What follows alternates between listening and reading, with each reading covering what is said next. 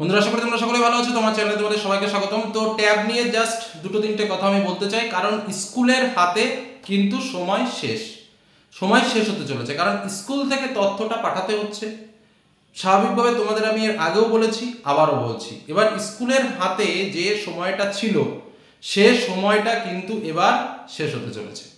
যে কারণে তোমাদের সামনে স্পষ্ট করে বলি, আজকের দিনে দাঁড়িয়ে অর্থাৎ শুক্রবার, এই দিনে দাঁড়িয়ে কাল শনিবার পর্যন্ত তোমরা স্কুলে যোগাযোগ করতে পারো এবং স্কুলের মাধ্যমে এই কাজটা কমপ্লিট করতে পারো। যদি কারো ডকুমেন্টস দেওয়া না থাকে, বিশেষ করে ফর্ম যদি ফিল আপ করতে বাকি থাকে বা ফর্মের কোনো অংশে যদি কোনো ভুল ত্রুটি থাকে, সেটাকে যদি মনে করো যে আমি এটাকে সংশোধন করে জমা দেব, সেটাও কিন্তু তোমরা স্কুলের পরামর্শ অনুযায়ী জমা করতে পারো।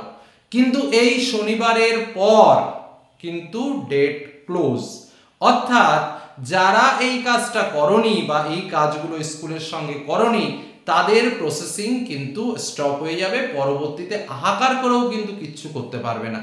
কি বললাম বোঝা গেল? অবশ্য যদি স্কুল তোমাকে সেইভাবে সহযোগিতা করে, তাহলে হয়তো একটা দুটো জুতো ক্ষয় হলে তুমি সুযোগ সুবিধা পেতে পারো। কিন্তু যেটা কথা সেটা হচ্ছে যে এই শনিবার পর্যন্তই কিন্তু মোটামুটি বেসিক যে তথ্যগুলো রয়েছে, বেশিরভাগ স্কুল, আমি বলছি না যে সোমবারে হবে না, কিন্তু বেশিরভাগ স্কুল কিন্তু তার কাজটা কমপ্লিট করে ফেলবে, মোস্ট অফ দ্য পার্সেন্টেজ স্কুলে।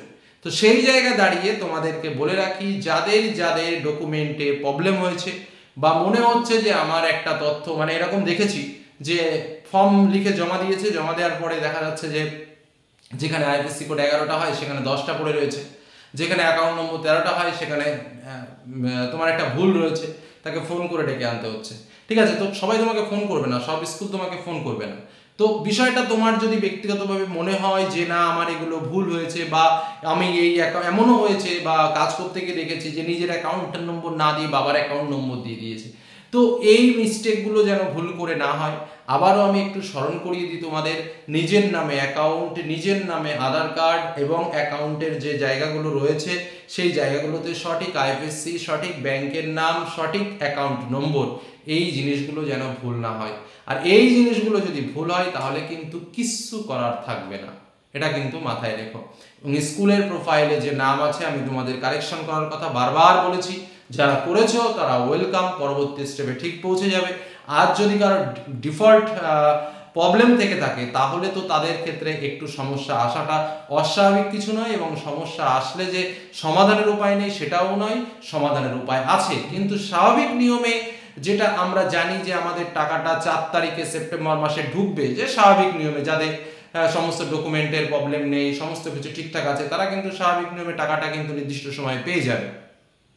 কিন্তু যাদের এই প্রবলেমগুলো রয়েছে তাদের আবার ডকুমেন্ট ফেরত চলে আসবে, তাদের ভেরিফিকেশন প্রক্রিয়ায় বাধা পাবে, ভেরিফিকেশন করতে পারবে না, অনেক অনেক সমস্যাগুলো কিন্তু সৃষ্টি হবে। আরেকটা কথা তোমাদের বলে রাখি, প্রত্যেকটা স্টেপ কমপ্লিট হবার পরবর্তী পর্যায়ে তোমরা কিন্তু তোমাদের মোবাইলে নোটিফিকেশন কিন্তু পাবে। তোমাদের মোবাইল নোটিফিকেশন পেলেই তোমরা বুঝবে যে তোমাদের একটার পর একটা স্টেপ কিন্তু অতিক্রান্ত হচ্ছে। আমাকে অনেকেই কমেন্ট করেছিল যে স্যার আমার এখানে এই সমস্যা আছে, এখানে এই সমস্যা আছে, এখানে এই সমস্যা আছে, আমার কি সমস্যা হতে পারে কিনা। দেখো, আমি তোমাদের পরপর যেগুলোতে সমস্যা হতে পারে আমি তোমাদের সামনে আলোচনা করেছি।